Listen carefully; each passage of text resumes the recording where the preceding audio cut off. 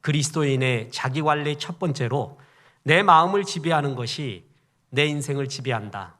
이것이 오늘 말씀의 주제입니다. 원래 잠언에서 아주 중요한 주제인 인간관계, 대인관계를 시작하려고 했는데 대인관계, 인간관계 전에 중요한 것이 자기관리입니다. 좋은 대인관계를 위해서는 자기관리가 잘 돼야 합니다. 왜냐하면 누구나 좋은 사람을 만나고 싶어 하기 때문에 그렇습니다. 자기관리가 잘 된 사람, 그 사람이 대인관계가 참 좋습니다. 그래서 하늘 백성이 이 땅에서 승리하는 대인관계의 첫걸음으로 자기관리가 소중한 하나님의 말씀, 그것을 나누려고 합니다. 자기관리의 첫 번째 핵심은 마음에 대한 관리입니다.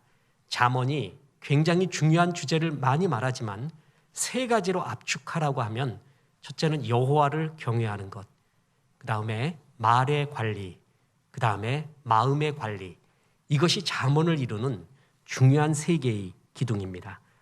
마음은 우리의 삶을 결정하는, 방향을 결정하는 키와 같습니다. 사령부와 같습니다. 그래서 마음이 소중하고 마음 관리를 잘 하는 사람이 자기 관리를 잘하고 결국 대인관계도 승리하는 것을 봅니다. 오늘 말씀의 교훈은 첫째로 행복과 불행, 성공과 실패가 마음에 달려있다는 것입니다. 자, 보세요. 잠언 4장 23절 모든 지킬 만한 것 중에 더욱 네 마음을 지키라. 생명의 근원이 이에서 남이니라. 이 구절의 히브리어 첫 구절이 접속사 미라는 접속사로 시작이 됩니다. 그래서 모든 지킬 만한 것 중에 더욱 내 마음을 지키라는 두 가지로 해석이 다 되는데 지켜야 할 모든 것으로부터 네 마음을 지켜라 라는 의미도 되고 모든 지킬 것을 동원해서 내 마음을 지켜라도 됩니다. 지켜야 될 많은 것들 중에 네 마음을 지키는 게 제일 중요하다. 그대가 갖고 있는 모든 것을 동원하여 그대의 마음을 지키라 라고 말해주고 있습니다. 지키라 라는 것은 군사용어입니다.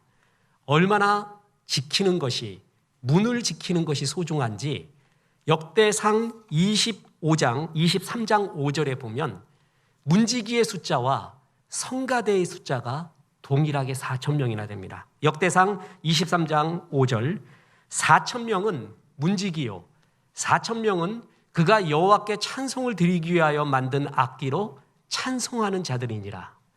찬양대 얼마나 중요합니까? 하나님이 성전에서 찬양은 하늘의 기쁨을, 하늘의 영광을 미리 맛보는 땅의 영광이에요.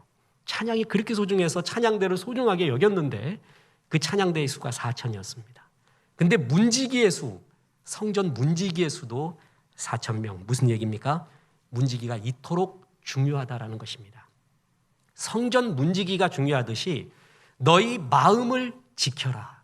마음의 문지기, 마음의 파수꾼이 그렇게 중요하다라는 것입니다. 오늘 본문에 의하면 왜냐하면 생명의 근원이 이에서 남이니라. 생명의 근원이라고 할 때 이 근원이 히브리어로 야차인데 출구, 시작, 모든 것의 시작이 마음 지키는 거에서 시작된다는 겁니다. 마귀가 사람을 타락하기 위해 사람에게 제일 먼저 심는 게 뭐냐면 마음 생각입니다. 그래서 가룟 유다에게 예수를 팔려는 생각을 넣었더니 마음부터 넣는 거예요. 왜냐하면 모든 것의 시작이 마음이기 때문에 그렇습니다. 교만도 마음, 생각에서부터 시작됩니다. 에덴 동산이 물이 바다 덮음 같이 그 아름답던 동산이 죄의 동산이 된 것은 한 사람, 아담과 하와의 마음이 무너지면서부터 그 마음이 타락하면서부터 시작이 됩니다. 이렇듯 마음이 정말 소중합니다. 어떤 사람은 교만한 행동은 참 안 합니다. 그런데 벌써 그 마음이, 교만한 마음이 들어가 있습니다. 우리는 기도할 때마다 돌아봐야 됩니다. 내가 교만한 말을 하고 있는가? 교만한 마음이 들고 있는가? 그래야 교만한 행동으로 이어지고 있는가? 기도할 때마다 돌아봐야 돼요. 교만은 하나님이 제일 싫어하는 7가지 죄 중에 첫 번째 죄입니다. 그리고 교만하면 하나님이 직접 대적한다고 할 정도로 싫어하시는 하나님 나라를 방해하는 것이 교만, 바로 그 생각이라는 것입니다. 군대 다녀왔던 사람은 그 아내가 지겹도록 남편의 군대 생활 이야기를 들어야 할 역사적 사명을 띠고 이 땅에 태어난 겁니다. 들어주셔야 합니다. 그래야 풀리고 빼질 수 없는 게 군대 이야기. 또 지금도 옛날 군대 전우들이 가끔 문자가 옵니다. 연락도 옵니다. 그렇게 좋을 수가 없습니다. 그리고 남자는 자기가 군대 전역한 곳을 꼭 한번 가본대요. 저도 한번 가봤고 우리 부대 사단이 없어져서 너무나 안타깝습니다.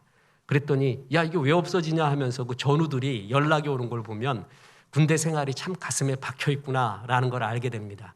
꼭 한 번은 가봐야 되고 책으로 배울 수 없는 진짜 삶으로 배우는 곳이 그곳입니다. 그런데 제가 거기서 세 가지의 말을 들었습니다. 잊혀지지 않는 한 가지의 말. 저는 너무 창피해서 이 말을 간증도 못했던 말이 있습니다. 제가 병장 때 저는 사단 사령부에 있었습니다. 그때 그 같은 부서에서 이렇게 근무하고 있었던 장교가 저보고 이런 말을 했습니다. 야, 한병장, 너 쫄병 때는 안 그러더니 요즘 왜 그러냐? 그래요. 그 말이 굉장히 큰 울림이었습니다. 너 쫄병 때 참 겸손했다. 신선했고 아주 빠릿빠릿도 잘 섰다 이거예요. 병장 되니 왜 마음이 게을러지고 교만해지고 그러느냐? 그 말이었거든요. 그럼 병장 되면 당연하지 않아요? 이렇게 말하고 싶고 그렇게 이야기하고 싶었지만 그게 주의 음성으로 들렸습니다. 내가 쫄병 의식을 잃어버렸구나. 끝까지 쫄병 의식으로 살자. 쫄병 의식은 뭐죠? 늘 감사합니다. 건빵 하나에도 감사하고 짬밥 하나에도 감사합니다. 병장 되면 건빵 주면 안 먹고 튀겨오라고 그럽니다. 그래서 튀겨오니까 너나 먹으라고 그럽니다. 게을러지고 교만해지고 다 안다고 생각을 하고 분노하고 화를 내고 이게 병장 의식이거든요. 쫄병 의식은 늘 신선합니다. 겸손합니다. 그 쫄병 의식에 하나님의 은혜가 부어지는 것입니다. 이 마음을 지켜야 되는구나. 그것을 그때 생각합니다. 그래서 잠언 25장 28절에 보면 자기 마음을 제어하지 아니하는 자는 성읍이 무너지고 성벽이 없는 것과 같으니라. 네가 아무리 능력을 갖고 있고 좋은 것을 소유하고 있어도 성벽이 없어지면 어떻게 되죠? 외부의 침입을 금방 받아요. 네가 갖고 있는 거 아무것도 아니라는 거예요. 그만큼 마음 지키는 것이 중요하다. 모든 근원이 여기서 난다. 마음을 지키는 것이 행복입니다. 상대편의 마음을 얻는 것이 성공입니다. 따뜻한 마음이 그 사람의 힘입니다. 이게 마음의 3대 원칙입니다. 마음을 지키는 게 행복입니다. 하나님은 보물을 우리 안에 남겨두었어요. 그래서 이 보물인 마음을 잘 가꿀 때 행복이 있다고 하는데 우리는 미련하게 자꾸 외부로 돌립니다. 우리의 외모를 보고요. 우리의 돈을 보고요. 우리의 명성을 봅니다. 외모와 명성과 소유가 아무리 많다 할지라도요. 마음이 무너지잖아요. 그러면 죽으려고 합니다. 여러분 극단적인 선택을 한 사람들 아니면 불행 속에 살고 있는 사람 중에 잘생긴 사람 되게 많아요. 돈 많은 사람도 많고요. 명성이 있는 사람도 극단적인 선택하는 사람을 보았어요. 그 얘기는 뭐죠? 그것이 우리의 외적인 그 요소가 우리의 행복을 지켜주는 것이 아니라는 것입니다. 마음이 무너지면 이것들이 다 소용없습니다. 우린 이렇게 말합니다. 나는 저 사람 같은 저 돈이 있으면 난 진짜 행복할 거야. 10분의 1만 가지고 있어도 행복할 건데 저 사람은 왜 그래? 이렇게 욕을 합니다. 그 사람 몰라서 그렇습니다. 그 사람한테 이 많은 걸 가지고 있어도 소용이 없어요. 이 많은 수려한 건강과 외모를 갖고 있어도 이런 명성이 있어도 소용없어요. 마음이 무너져 있기 때문에. 그것은 다 소용없는 것. 행복은 마음 지킴에 있습니다. 그런 면에서 보면 우리나라는 이 마음에 대한 소중함을 참 많이 인식한 나라입니다. 보세요. 베두인들에게는 낙타를 지칭하는 낱말이 1000가지도 넘는다고 합니다. 이누이트 애들에게는 눈을 구별하는 어휘가 수십 가지 된다고 합니다. 매일매일 비가 퍼붓는 스콜이 가득한 적도 근처의 나라에서는 소나기를 뜻하는 말이 수백 가지라고 합니다. 그런데 우리나라의 시인이자 작가 중에 김소연이라는 작가가 있습니다. 참 잘 써요. 감성도 풍부하고 말도 굉장히 재미있게 쓰고 그 사람의 표현법을 갖고 많이 연구도 하고 좋아하는데 그 사람이 마음사전이라는 책을 이만한 두꺼운 걸 썼어요. 우리나라에서 마음을 뜻하는 용어가 몇 개가 됐는가? 그래서 마음사전을 펴봤더니 이런 마음 저런 마음, 마음이 이렇다, 마음이 저렇다 700가지가 넘는데요. 그러면 막상 쓸 때는 700가지를 썼는데 양심적으로 생각하니까 수천 가지가 될 거래요. 왜 그런 줄 아세요? 우리나라 사람들은 민족성이 마음이 소중하다, 마음이 행복의 근원이다라는 것을 일반 은총으로 많이 알고 있었다라는 것이죠.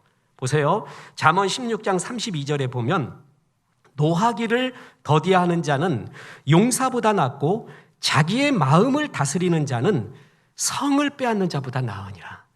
역사는 성을 빼앗는 자의 기록입니다. 나폴레옹 보세요. 알렉산더 보세요. 징기스칸 보세요. 콜럼버스 보세요. 역사를 볼 때 그들이 성을 빼앗았다, 개척을 했다, 이런 면으로 보잖아요. 그래서 영웅이라고 보는데 나폴레옹의 두 얼굴 보세요. 얼마나 마음도 무너지고요, 악한 짓 많이 했는지 아세요? 알렉산더, 징기스칸 다 마찬가지입니다. 콜럼버스 마찬가지입니다. 악한 짓 정말 많이 했습니다. 우리 주님이 보는 거는 성을 빼앗는 것보다 마음을 지켰는가, 주 앞에 충성스러운가를 주님이 보는 관점이 더 있습니다. 그래서 그것이 더 소중하다는 걸 알아야 돼요. 세상은 성을 빼앗는 사람의 역사고 그걸 영웅으로 하지만 주님은 그것보다 네 마음을 지킨 사람이 더 훌륭하다고 말합니다. 더 아름답다고 말합니다. 영어에서 danger라는 것이 있습니다. 그 danger, 위험이라는 거죠. 거기다가 D자를 빼보세요. 그러면 anger가 됩니다. 위험은 화에서부터 시작된다는 거예요. 분노를 다스리지 못해요. 자기의 성을 다스리지 못해요. 마음을 다스리지 못해요. 그때부터 danger 됩니다. 이만큼 마음 다스리는 자가 진짜 영웅이다. 그 대표적인 사람이 다윗입니다. 다윗은 자기를 죽이려는 사울에게 마음을 뺏기지 않았어요. 그의 마음은 정말 하나님을 향해 있습니다. 다윗 나쁜 일 참 많이 했거든요. 도덕 윤리적으로도 그렇고요, 악한 짓도 많이 했어요. 그런데 그의 정말 그 모든 단점을 상쇄하는 장점 하나가 뭐냐면 하나님을 그토록 묵상하고 좋아해요. 하나님을 즐거워할 줄 알아요. 하나님 앞에 찬양할 줄 알고 하나님 앞에 그렇게 뛰놀아요. 하나님을 종일 묵상을 했습니다. 그게 다윗의 아름다운 점이었습니다. 이태리의 성 프란시스코가 어느 날 우물에서 물 깃는 여자의 특이한 점을 보게 됩니다.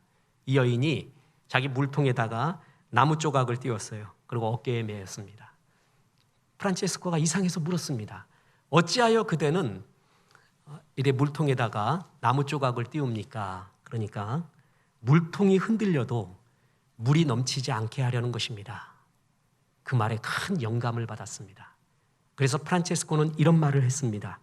분노가 당신의 마음에서 넘쳐나려고 할 때 주님의 십자가를 띄우십시오. 막 화가 나고 실수하려고 할 때 십자가를 생각해서 분을 참을 줄 아는 사람, 자기 마음을 제어할 줄 아는 사람, 말을 제어할 줄 아는 사람, 그 사람이 성을 빼앗는 자보다 주님이 더 낫다고 했습니다. 행복은 뭐냐? 다른 말로 하면 마음을 지키는 것입니다. 뿐만 아닙니다. 성공이 뭐냐? 다른 사람의 마음을 얻는 것입니다. 그게 바로 성공입니다. 생떼쥐베리가 어린 왕자에서 이 세상에서 제일 어려운 일이 뭔 줄 알아? 라고 묻죠.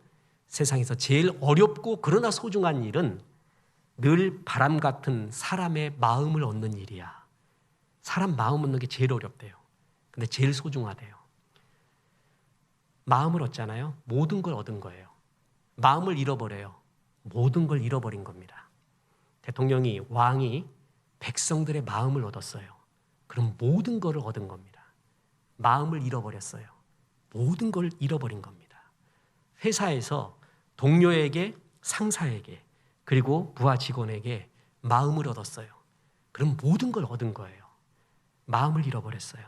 그럼 그 공동체 만만치 않습니다. 모든 걸 잃어버린 것과 같습니다. 성공은 그 사람의 마음을 얻는 겁니다. 기네스북에 오른 전설적인 자동차 판매왕 조 지라드라고 있습니다. 이 사람이 멋진 자기의 판매의 비결, 세일즈의 비결을 한 문장으로 얘기했습니다. 세일즈란 고객의 마음을 얻는 것이다. 파는 게 아니래요. 테크닉이 아니라 마음을 얻는데요. 그래서 그는 정말 고객의 마음을 얻기 위하여 마음을 주는 행동, 진심을 했다는 거예요. 제가 지난번에도 말했지만 우리 교회 봉고차 말이에요. 판지 오래돼서 지금 바꾼 지 오래됐거든요. 옛날 봉고차 판매했던 분이 아직도 연락이 와요. 내 이름 친명을 쓰면서, 그리고 분기마다 위로의 말을 하고, 심지어는 뭐라 그랬냐면 잘 지내시죠? 뭐요? 이게 아니라 설교 들었는데 너무 좋아요. 방송 들었는데 어째요? 아주 프라이빗한 이야기까지 해요. 봉고 하나 더 사고 싶어요. 그래서 이렇게 말하고 싶어요. 우리 교회 봉고 하나 더 필요하지 않을까요? 필요했으면 좋겠는데. 그런 마음이 들 정도예요. 세일즈도 단순히 테크닉, 말장난으로 하는 게 아니라는 거예요. 마음을 사는 거예요. 뿐만 아닙니다. 중국 알리바바 그룹의 회장인 마윈, 옛날 회장이었죠. 그 사람 이런 말 했습니다. 보통 사람은 입으로 말하고, 똑똑한 사람은 머리로 말하고, 지혜로운 사람은 가슴으로 말하고, 가슴으로 말할 때 사람을 얻는다라고 말했어요. 그러니까 세일즈 하는 사람이, 사업하는 사람들의 공통적인 게 정말 그 사람의 마음을 얻어야 되는구나 라는 것을 느끼고 있다는 것이죠. 미국 펜실베니아 대학의 와튼 스쿨의 라즈 시소디아 교수, 이 사람이 쓴 책이요, 옛날 어느 대통령, 우리나라의 모 대통령이 자기의 모든 청와대 직원들, 참모들에게 이 책 반드시 읽어라 라고 했던 책이 있습니다. 그게 뭐냐면 위대한 기업을 넘어 사랑받는 기업으로. 이 말이 나오게 된 배경은 그 유명한 짐 콜린스가 좋은 기업을 넘어 위대한 기업으로라는 말을 했어요. 자기가 좋은 기업을 선정해서 어떤 기업이 좋은 기업입니다라고 말했더니 10년 뒤에 보니까 그 기업의 60, 70%가 다 무너졌더래요. 그래서 좋은 기업 갖고 되는 게 아니라 위대한 기업이 돼야 되는구나. 그래서 쓴 책이 좋은 기업을 넘어 위대한 기업으로라는 책이었어요. 근데 이 시소디어 교수님은 그것도 아니래요. 지금 위대한 기업 갖고 되는 게 아니라 지금은 사랑받는 기업이 중요하다. 그래서 위대한 기업을 넘어 사랑받는 기업으로라는 책을 썼습니다. 거기에 핵심 구절이 이렇습니다. 1990년대 마케팅 담당자들 사이에서 고객의 지갑을 열어라는 카피가 유행했었다. 사랑받는 기업들은 다른 방식을 추구해왔다. 그들은 고객의 지갑이 아니라 마음을 얻기 위해 노력한다. 기업이 고객의 마음을 잡을 수만 있다면 고객은 기쁘게 지갑을 열 것이다. 모든 CEO들이 알고 있어야 되는 것. 사람들 결코 만만치 않습니다. 교만이 뭔지 아세요? 교만은 다른 사람들보다 내가 우위에 있다고 생각하는 거예요. 그렇지 않습니다. 내가 어떤 말 하잖아요. 내 말을 듣고 있는 사람은 이미 내 말의 진심의 의도를 알고 있어요. 나보다 더 똑똑해요. 그걸 인정하는 게 겸손하다는 거예요.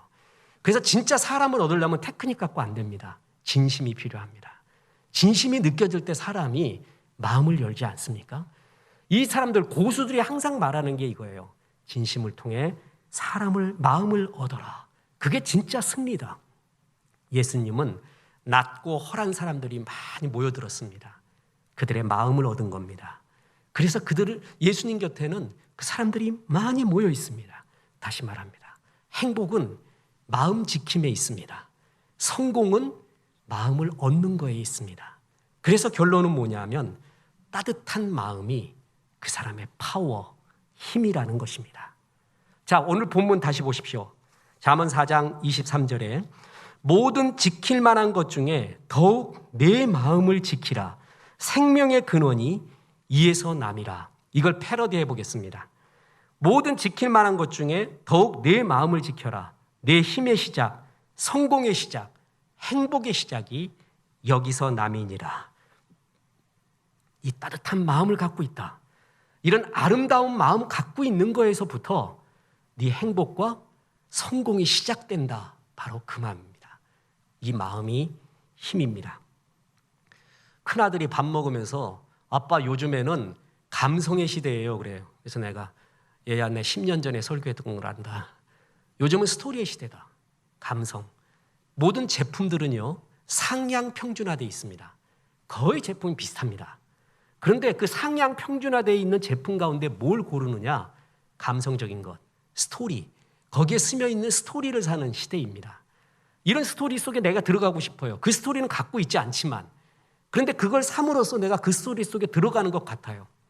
예를 들어 보면 카메라 중에 하셀브라드라고 있습니다. 그 친구들이 아직까지 우려먹는 광고가 있습니다. 최초로 달나라간 카메라. 그래갖고 암스트롱이 카메라 들고 있잖아요. 그게 하셀브라드예요. 아직까지도 그걸 써요. 당신이 하셀의 셔터를 누르는 순간 달나라에 가 있습니다. 아니에요, 그거. 그런데 그렇게 느껴져요. 그래서 이걸 가지면 달나라로 갈 것 같고 꿈의 세계로 갈 것 같아요. 이 감성, 스토리, 마음을 잡는 시대, 그게 지금의 시대, 그것은 분명합니다. 그만큼 현대는 이 마음이 소중한 것, 그래서 따뜻한 마음을 갖고 있는 것, 그게 힘이라는 것입니다. 18세기 실학자 중에 우하영이라는 사람이 있습니다. 이 사람은 천일록이라는 글 때문에 유명한데 정조대왕이 농촌을 개혁하기 위하여 실제 경험 있는 사람들이 농촌 개혁하기 위한 실천 방안들을 나한테 제시해봐라 라고 했어요. 그때 수원에서 농사 짓고 아름답게 농촌 활동을 하고 있었던 우하영이라는 사람이 천일록이라는 책을 만들어서 정조대왕한테 이렇게 제공을 합니다. 천일록. 1000가지 중에 하나는 기억하십시오. 그거예요. 이건 굉장히 중요한 인사이트가 있죠. 목사가 설교할 때도요. 이 본문이 주는 교훈은 5가지입니다. 그러면 다 기절하려고 합니다. 목사도 기억 못합니다. 3가지입니다. 그래도 기억 못해요. 2가지입니다. 그러면 조금 해요. 저는 항상 거의 2포인트로 하거든요. 근데 진짜 고수는 1포인트예요. 하나만 기억하면 돼요. 그래서 설교 제목에 모든 것이 들어가고 1포인트 설교가 그렇게 중요한데 저는 설교에 아직 영성의 고수가 아닌가 봅니다. 그래서 1포인트가 안 돼요. 그래서 아직까지 2포인트로 하는데 이 우하영은 천일록, 여기에 1000개의 방안이 있고 100개의 방안이 있는데 한 가지만 기억하십시오 라고 해서 천일록으로 적었습니다. 정조가 가슴이 뜨었어요. 농촌 개혁의 방안이 여기 있구나 라고 봤더니 거기에 이렇게 적혀 있습니다. 비옥한 땅에서도 소출이 줄고 척박한 땅에서도 소출이 느는 것을 수없이 보았습니다. 토양, 제도, 농기구의 개선도 필요하지만 그보다 더 중요한 것은 농부의 정성과 마음입니다. 왕이여, 농부를 신나게 해주십시오. 농부에게 프라이드를 주십시오. 농부의 마음이 농사의 근본입니다. 정말 멋진 마음이에요. 마음이 소중하다. 그것이 한 가지 정조에게 권했던 말입니다. 옛날 전에 디즈니사에서 경쟁사를 다 불러서 자기 회사의 기밀, 시스템을 다 보여줬습니다. 그랬더니 기밀 보여줬던 디즈니사의 직원도 놀래고 경쟁사의 직원도 놀래서 이렇게 물어봤습니다. 사장님, 이렇게 노출해도 되는 겁니까? 회장님. 그랬더니 디즈니 회장이 이렇게 말했습니다.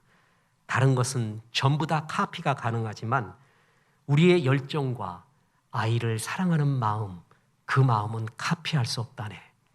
디즈니의 최고의 핵심은 아이를 사랑하는 그 마음이라네. 멋진 말이에요. 다 카페에 가봐라. 사람들이 말해요. 거의 모든 것이 돌고 돌아서 흉내를 냅니다. 글도 흉내내고 설교도 흉내내고 모든 것도 흉내내요. 그런데 그래서 흉내낼 수 없는 게 있어요. 그 사람의 마음. 그 마음의 파워. 사람은 영적인 영물이기 때문에 그걸 느낍니다. 모든 걸 흉내낼 수 있지만 마음을 흉내낼 수는 없습니다. 우리가 진짜 느끼고 싶은 것은 그 순수의 불타는 마음이라는 것이죠. 그래서 그 따뜻한 마음이 사람의 최고의 파워라는 것입니다. 돈이 없는 사람이 있습니다. 집이 없는 사람이 있어요. 근데 어떤 사람은 돈이 있고 집이 있어요. 돈이 있고 집이 있는데 돈 없고 집 없는 사람의 마음을 이해합니까? 그 마음을 갖는 사람이 강자입니다.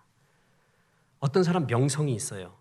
근데 명성이 없는 자의 초라한 마음을 이해하는 사람, 그 사람이 강자입니다. 상처를 받은 사람이 있어요. 그 상처에 견디지 못하는 사람이 있어요. 근데 그 상처를 받지 않았지만 그런 상처를, 그 상처받은 자를 이해하고 공감하는 사람이 있어요. 그 마음을 가진 자가 강자입니다. 뺨을 맞았어요. 그러면 뺨 맞은 사람은 괴로워서요. 뺨 때린 사람을 항상 증오하고 괴로워하고 있습니다. 그랬더니 뺨 때린 사람이 뭐라 그러냐면 이제 시간 좀 지났으니 우리 화해하자 그래요. 그랬더니 제3자가 듣고 네 말이 맞다. 이제 과거 생각하지 말고 현재와 미래 생각해서 이제 화해하며 잘 살아라. 너 왜 이렇게 마음이 좁게 먹고 있냐? 한 대 맞았다고 해서 그렇게 말하는 양비론의 사람이 있다면 조금 악한 사람입니다. 중재는 어떻게 해야 되는 줄 아세요? 뺨 맞은 사람의 입장에서 해야 됩니다. 그게 중재입니다. 그게 진정한 중재고 성경이 말하는 중재입니다. 뺨 맞은 사람을 이해해줘요. 충분히 공감해줘요. 그러면서 뺨 때린 사람한테 이야기해 줄 때 그게 진짜 중재가 되는 것입니다. 따뜻한 마음을 가진 자. 예수님이 그랬습니다. 예수님이 그 모든 당한 자의 마음을 직접 체험도 하시고 알고 계셨습니다. 사람들이 그걸 알아요. 바리새인은 똑똑하고 지혜로운 것 같지만 그들에게서 이 하트를 느끼지 못해요. 그들은 파워가 없습니다. 예수님은 이 마음이 있습니다. 그래서 예수님에게 모든 걸 말하는 거예요. 예수님 곁에 사람이 모이는 것이에요. 따뜻한 마음을 갖고 있는 사람이 그 사람의 파워입니다. 보십시오. 행복은 마음 지킴에 있습니다. 그래서 모든 것으로부터 네 마음을 지켜라. 아니, 네 모든 것을 동원해서 마음을 지켜라. 행복은 마음 지킴에 있습니다. 성공은 마음을 얻는 거에서 있습니다. 그래서 그 사람의 진정한 파워는 그런 따뜻한 마음을 가지고 있느냐. 그게 그 사람의 힘이라는 겁니다. 그래서 무릇 모든 것 중에 네 마음을 지켜라. 모든 생명의 근원이 여기서 난다고 말하는 것입니다. 그럼 이제 결론적으로 말씀드립니다. 마음을 지키기 위해서 어떻게 해야 되는가? 그것은 두 가지가 있습니다. 하나는 감사 기도입니다. 그리고 또 하나는 이웃을 향한 구제입니다. 이것이 내 마음을 지킨다라는 것입니다. 먼저 몸을 지키는 것은 의학이지만 마음을 지키는 것은 믿음입니다. 이 믿음 중에 마음을 가장 지키기 좋은 성경이 직접적으로 말하는 것은 감사 기도입니다. 보세요. 빌립보서 4장 6절 7절 아무것도 염려하지 말고 다만 모든 일에 기도와 간구로 너희 구할 것을 감사함으로 하나님께 아뢰라. 그리하면 모든 지각에 뛰어난 하나님의 평강이 그리스도 예수 안에서 너희 마음과 생각을 지키시리라. 염려하지 마라. 주님이 이런 말이 좋거든요. 염려할 일 많다는 거 내가 안다라는 것과 똑같아요. 그리고 모든 일에 기도와 간구, 모든 일 속에 뭐가 들어가죠? 내가 필요한 일, 아팠던 일, 나의 문제, 모든 게 들어가요. 그 모든 일에 그런 것이 있다는 걸 주님이 안다라는 거예요. 얼마나 좋아요? 그런데 안다. 염려할 일, 모든 문제 있는 거 안다. 그런데 기도할 때 감사함으로 아뢰라. 감사가 도대체 뭔데? 그랬더니 그 일을 해결해 주리라 이러질 않고 감사함으로 아뢰면 네 마음과 생각을 지켜준대요. 기도의 응답이 마음과 생각을 지킨대요. 나는 걔 문제가 해결되는 게 더 좋은데. 근데 주님은 그보다 더 중요한 게 네 마음과 생각 지키는 것이 더 중요하다는 걸 알아요. 왜냐하면 모든 생명의 근원, 성공의 근원, 행복과 거룩의 근원이 마음에서 나는 걸 알기 때문에 감사 기도를 하면서 네 마음과 생각을 지켜주신다라는 것입니다. 감사라는 것은 뭐냐면 주님이 제일 큽니다 라는 것을 고백하는 거예요. 모든 일이 우리에게 있거든요. 아픔도 있고 문제도 있어요. 그런데 주님이 더 큽니다. 이거를 고백하는 것을 감사기도라고 합니다. 이 감사기도하는 자가 정말 큰 자입니다. 되게 문제에 함몰해 갖고 이 문제 있습니다, 저 문제 있습니다 해서 계속 문제로 들어가요. 문제로 들어가면은 그 속에서 완전히 헤매게 됩니다. 진짜 내 문제는요, 한 차원 높은 거를 봐야지 그때 문제가 해결이 돼요. 탁구 보세요. 탁구는 또이또이한 사람들끼리 치잖아요. 그럼 재미는 있어요. 땀은 나요. 근데 늘지가 않아요. 근데 탁구에서 제일 좋은 거는 한 단계 위 사람 만날 때예요. 나하고 차원이 한 단계 위. 그때 땀 나면서 배워요. 똑같은 생각 속에 있으면 잘 배우지를 못해요. 전 잘 치지 못하는데 즐겁게 칩니다.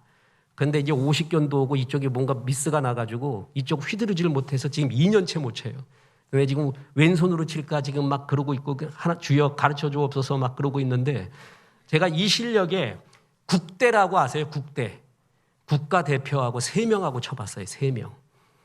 야, 그때 그 국대를 만났을 때 그 쾌감을 아세요? 근데 3점인가 땄어. 3점. 상대편 실수로 한 점, 내가 눈 감고 친 거 2개. 내가 갖고 있는 모든 장점이 국대한테는 소용이 없어요. 저는 제일 재미있는 게 탁구에서 서브입니다. 서브 연구하는 게 제일 즐거워요.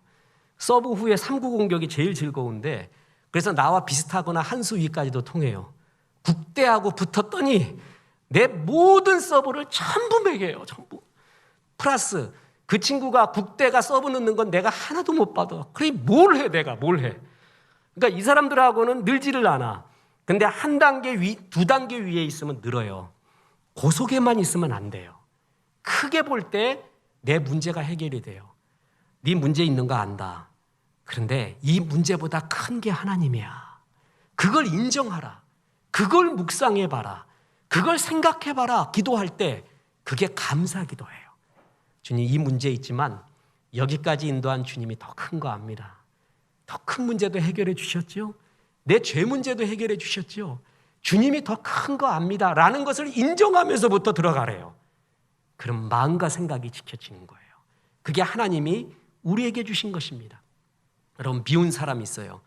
그 사람 계속 묵상하지 말고 감사해 보세요. 여러분, 러시아어로 감사합니다가 뭔지 아세요? 스파시바입니다. 스파시바. 자, 여러분 지금 미운 사람 한번 떠올려 보세요. 그랬어요? 그다음에 얘기해 보세요. 스파시바, 스파시바, 스파시바. 마음이 편해지죠. 후련해지고, 그죠?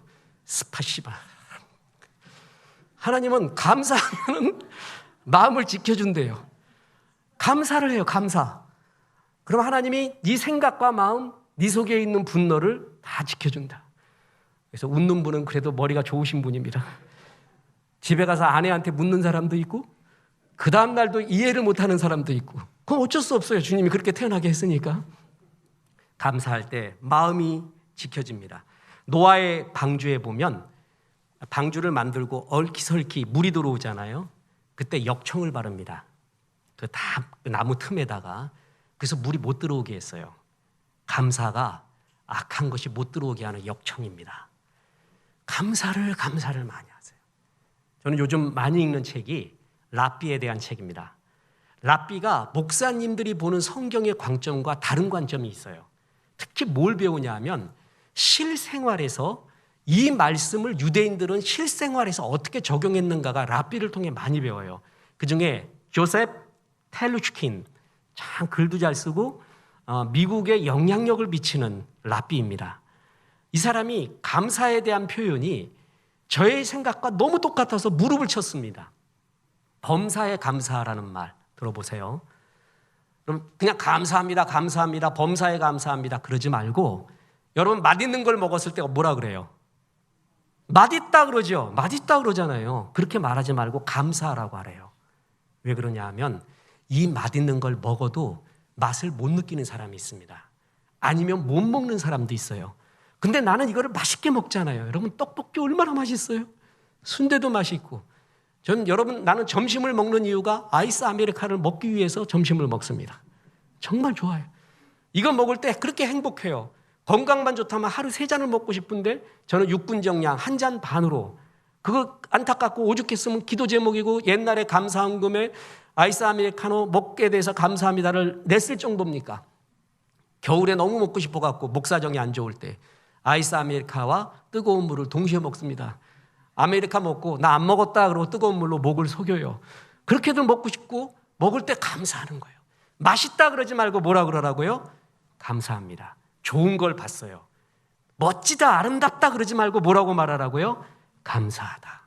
이 멋진 걸 봐도 멋지다고 못 느끼는 사람이 너무 많은데, 여호와 우리 주여, 주의 이름이 온 땅에 어찌 그리 아름다운지요. 이것을 내가 보오니 내가 왜 이 감동을 합니까? 라는 감동이 있는 사람. 그래서 멋지다라고 말하지 말고 뭐라고 말하라? 감사하라. 보세요. 산을 산으로 보고 물을 물로 보고 사람을 사람으로 보고 하나님을 하나님으로 볼 때 이거 아름다움, 감동. 근데 그렇게 안 봅니다. 사람도 돈으로 보고 물도 돈으로 보고 산도 돈으로 보고 심지어는 하나님도 돈으로 보는 세상, 그런 눈이 가득한 사람들은 그걸 봐도 아름답지를 않아요. 근데 내가 이거를 느끼고 있어요. 아름답다고. 감사할 일이죠. 정말 내가 산을 산으로 보니까 얼마나 감사하는 거예요. 물을 물로 보니까 얼마나 감사해요. 그래서 좋다라는 말도 있지만 뭐 하라? 감사하라. 내가 느끼는 모든 감정에 감사를 넣어라. 내가 이걸 느낄 수 있다니, 이걸 먹을 수 있다니, 이걸 기뻐할 수 있다니. 하나님이 성경에 보면 우리에 대한 존재의 선언이 많이 나오는데 그중에 고린도후서 4장 7절에 보면 너희는 그릇이라고 합니다. 자, 보세요. 고린도후서 4장 7절. 우리가 이 보배를 질그릇에 가졌으니. 너희는 그릇, 수용성의 존재래요. 믿음은 수용이거든요. 내가 만들어내는 게 아니에요. 수용. 믿음은 받아서 아멘하는 것이 믿음 의미고 그것이 그릇의 의미예요. 그릇에 뭘 담을까 봐라. 김치 담으면 김치독이 되고요. 고추장 담으면 고추장 그릇이 됩니다. 물 담으면 물그릇 되고요. 꽃 담으면 꽃그릇 됩니다. 꿀 담으면 꿀그릇 되고요. 쓰레기 담으면 쓰레기 그릇, 쓰레기통 됩니다. 내 마음에 예수님 담으면 예수님 그릇 되고 짐승의 생각 담으면 나는 짐승 그릇 되는 거예요. 거기에 하나님을 담아라.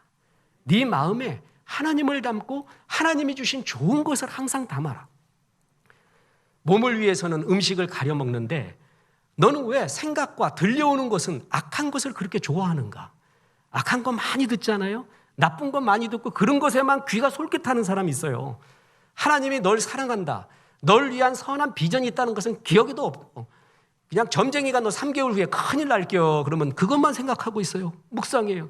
누가 나한테 싫은 소리 한 건 평생 안 잊어먹어요. 언제 어디서 누가 어떻게 무엇을 왜 말했는가를 다 기억하고 있어요. 그걸 담지 마라. 하나님 주신 것을 담고 하나님을 담아라. 그게 감사예요. 주님, 이것을 담고 있는 것을 감사하며 노래하는 것을 또한 묵상이라고 말합니다. 유진 피터슨 목사님, 소천하신 그 목사님이 현대어적인 성경을 잘 표현했죠. 그리고 실생활에 맞게 잘했습니다. 이분이 개를 그렇게 좋아했나 봐요. 그래서 개를 키웁니다. 근데 우리 삼성동은 개가 정말 많으십니다. 개판인 거 아세요, 여러분? 아무튼 가면은요, 조깅하러 운동하러 나가면 전부 개, 다 개. 그리고 또 개끼리 그 인사도 하는데 주인끼리 또 예의가 있어요. 서로 개들이 인사하면 서로 이렇게 가만히 기다려주더구만. 그래갖고 이제 인사하고 뭐라 그러면은 개가 싫다 그러면 제가 싫대 그러고 가고 얼마나 서로가 예의 있는지 몰라요. 개가 용변 놓으면 주인이 다 닦아서 그 주머니에 이거 넣고 내가 배우는 게 많아 지금 개 때문에. 김연아 집사님 그 애하고 같이 조깅 나오는데 그 이름이 뭐 깜비가 아니라 짱구고 그래서 짱으로 불러요. 개가 영성이 있어요. 목사를 알아봐. 그래서 내가 한 번도 안 봤는데 얼마나 좋아하고 막 달려드는지. 내가 신방을 갔다니까요. 근데 어느 집에 가보니까 걔가 신방 갈 때 내 옆에 딱 앉아 있어요. 조용히. 쓰다듬어 주고 예배 다 끝나면 또 절로 가요. 그럼 그 집 가서 간증해 보세요. 걔가 진짜 그럽니다. 그리고 아무도 안 믿을 거예요. 그 걔가 수요 예배 3개월 동안 나왔습니다. 한 소리도 안 해요. 아무 소리도. 축도 끝내고 그냥 그 조용히 나가는. 아무도 안 믿어. 이렇게 개가 많은. 우리 어릴 때의 그 개 개념하고 되게 달라요. 우리 황구, 개조심 그거 아세요? 그래서 개조심, 책임 안 짐, 황구. 이거 뭐 그런 얘기하려면 너무 길어. 우리 집도 제일 많을 때 12사도가 있었어요. 12사도. 응? 이게 여름에 하나씩 없어져 이게. 그래갖고 없어져서 분명히 숫자가 뭐라 그러면은 쥐약 먹었대. 그래서 나 쥐약을 되게 싫어했어요. 지금 보니까 쥐약이 아니야. 그죠? 우리 알죠? 왜 그랬는지. 그 개념하고 너무 달랐어요. 근데 유진 피터슨이 개를 그렇게 좋아했다. 근데 걔가 보니까 미국은 넓잖아요. 이놈이 어디 가서 뼈다귀를 주워 오더래. 그래가지고 어떨 때는 자기보다 큰 뼈다귀 주워 와서 주인 앞에 놓고 좋다고 꼬리 흔든대요. 내가 주워 왔어. 나 잘했지. 그러니까 주인이 막 쓰다듬으면서 좋다 그래요. 그럼 뼈다귀 들고 가가지고 그렇게 하루 종일 좋아한대요. 그냥 물고 핥고 그냥 품에 안고 땅 파가지고 거기다 숨겨놓기도 하고 일주일을 뼈다귀 갖고 오직 그거에만 집중하며 살더래요. 그리고 심지어는 그 뼈다귀 뺏으려고 하면 으르렁거리더래. 그래서 야, 너 뼈다귀 그렇게 좋냐? 라고 하다가 어느 날 유진 피터슨 목사님이 이사야를 보게 됐어요. 그런데 이사야서에서 자기가 체험한 거를 이사야가 그대로 체험한 거를 보았습니다. 그게 이사야 31장 4절입니다. 거기 보면 이렇게 나옵니다. 여호와께서 이같이 내게 이르시되 큰 사자나 젊은 사자가 자기의 먹이를 움키고 으르렁거릴 때에 그것을 치려고 여러 목자가 불러왔다 할지라도 그것이 그들의 소리로 말미암아 놀라지 아니할 것이요 그들의 떠듬으로 말미암아 굴복하지 아니할 것이라. 누가 언놈이 와봐라 이 뼈다고 뺏기나. 사자가 뼈다고 놓고 으르렁거리고 누가 와도 이거를 지키고 있대요. 그때 으르렁거린다고 했죠. 그 으르렁거린다의 히브리어 원어가 하가입니다. 그게 묵상이라는 뜻입니다. 개가 뼈다고 놓고 종일 좋아하고 단순하게 그것만 바라보고 즐거워하듯이 다윗의 최고의 특징은 바로 하나님을 기뻐하는 것. 하나님이 주신 것을 묵상하며 으르렁거리며 그렇게 좋아했대요. 그 으르렁거리다가 묵상이라는 뜻의 하가입니다. 피터슨 목사님이 그러면서 걔가 이렇게 뼈다고 좋아하듯이 다윗이 그렇게 주님 사랑했구나. 나는 뭘 묵상하는가? 나는 어떤 걸 묵상하는가? 사람이 뭘 묵상하는가에 따라 운명이 달라진다. 그래서 사울은 하나님을 묵상하지 않고 다윗에 대한 시기심을 계속 묵상해 갔죠. 다윗은 하나님을 묵상했습니다. 어떤 사람은 계속 내가 힘든 일 당한 거, 눈물 어린 거, 상처, 아픔만 묵상합니다. 어서 나와야 됩니다. 하나님을 묵상하기 시작해야 됩니다.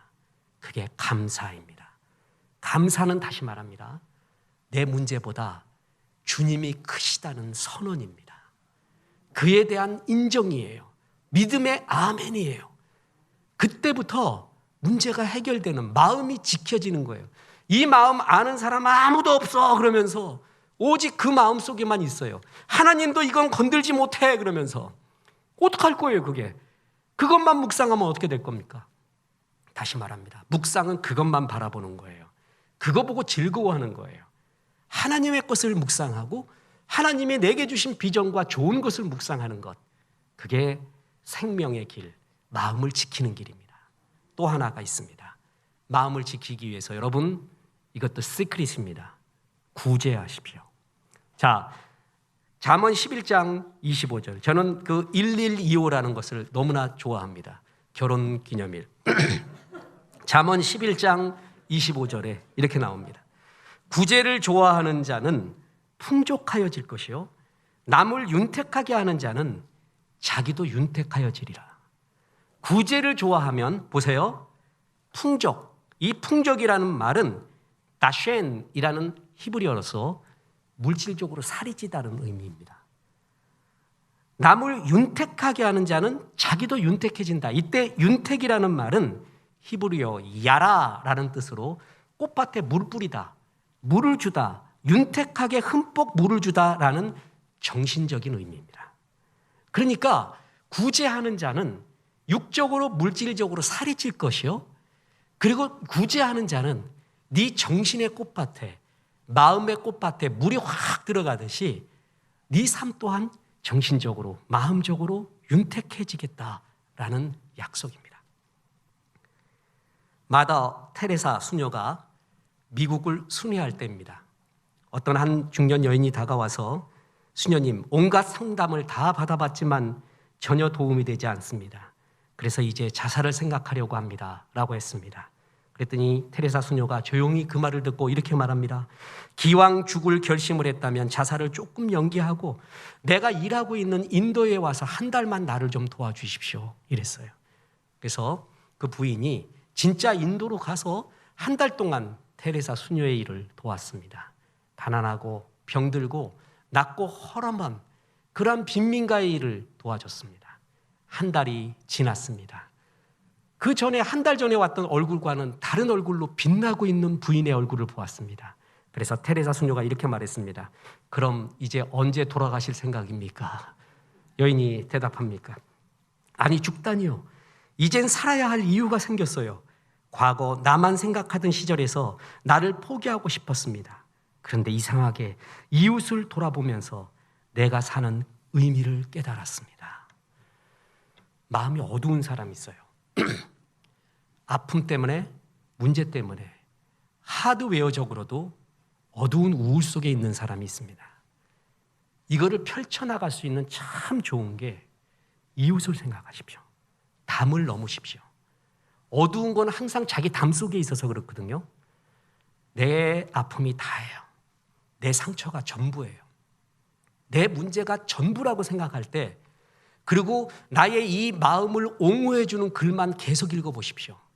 계속 거기에 빠져듭니다. 차원이 다른 사람을 만나봐야 돼요. 그래야 넘어갑니다. 요셉의 특징은 그 가지가 담을 넘었다고 했어요. 여러분, 아이야요, 아브라함, 이삭, 야곱, 요셉, 믿음의 조상들이잖아요. 아브라함, 이삭, 야곱을 할 때는 그들이 느꼈던 자기 연민적인 요소가 성경에 나와요. 요셉은 없습니다. 아브라함, 이삭, 야곱보다 요셉은 더 했을 겁니다. 더 극단적인 선택을 할 마음의 괴로움이 그에게는 더 많이 있었습니다. 그런데 그는 굳건하고 가지가 담을 넘어갔어요. 그 이유 중에 하나, 물론 하나님을 묵상합니다. 두 번째, 자기의 생각에 예민하지 않고 이웃의 필요에 민감했습니다. 그래서 감옥에 들어갔을 때도요, 떡 맡은 관원, 술 맡은 관원에게 그대의 얼굴들이 안 좋은데 웬일입니까? 나한테 이야기하십시오. 내가 혹여 작은 도움이라도 되지 않을까요? 그 마음, 그게 바로 가지를 넘은, 담이 가지를 넘은 마음이에요.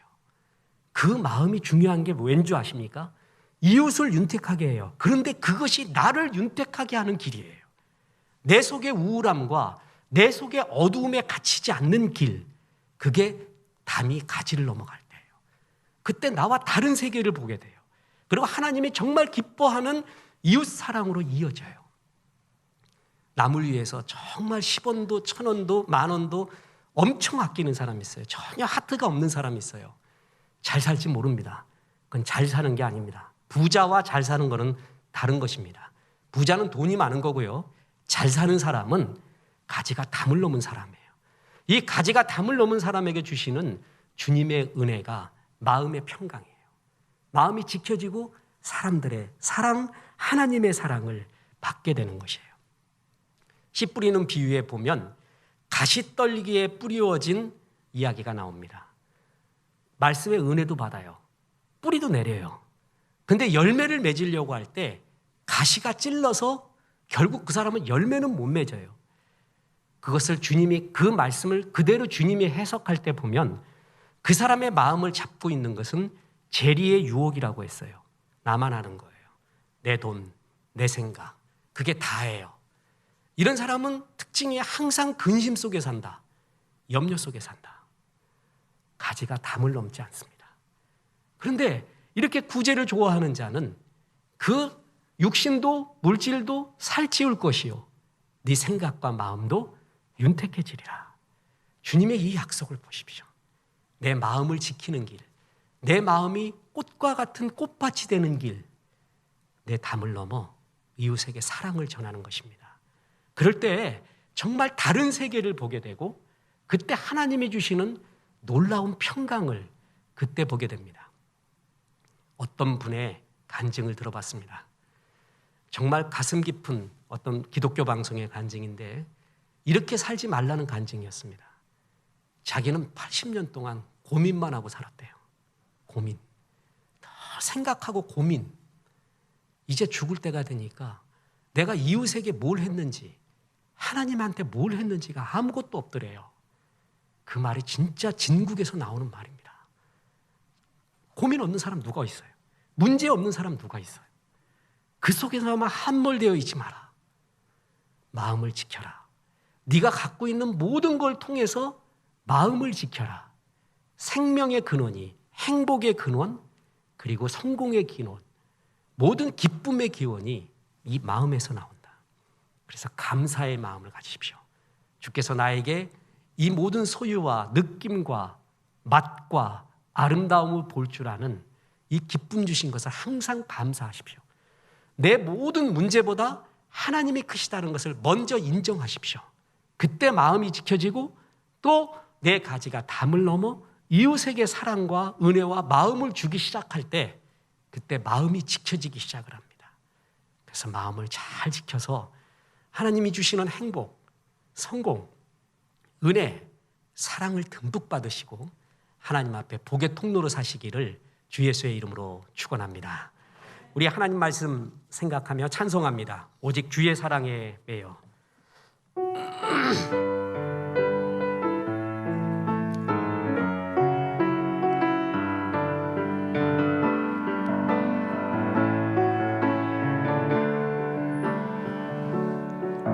오직 주의 사랑에 매여 내 영 기뻐 노래합니다. 이 소망의 언덕 기쁨의 땅에서 주께 사랑드립니다.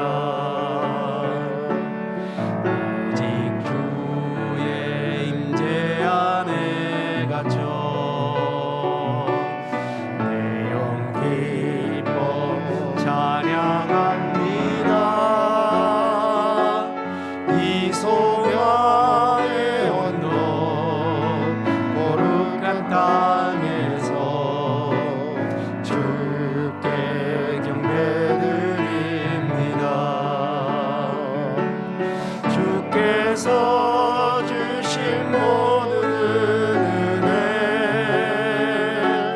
나는 말할 수 없네. 내 영혼 즐거이 주 따르렵니다. 주께 내 삶 드립니다. 이제는 우리 구주 예수 그리스도의 은혜와 하나님의 크신 사랑과 성령님 네 마음을 하나님의 감사와 은혜로 가득 채우라 말씀하심이 이 말씀에 아멘 하며 주께서 주신 이 삶을 감사로 채우며 이웃에게 사랑을 전하며 주의 마음으로 살아가기로 기도한 성도들에게 함께 하셔서 이제부터 끝날까지 크신 영광 받으시옵기를 우리 구주 예수 그리스도 이름으로 축원하옵나이다. 아멘.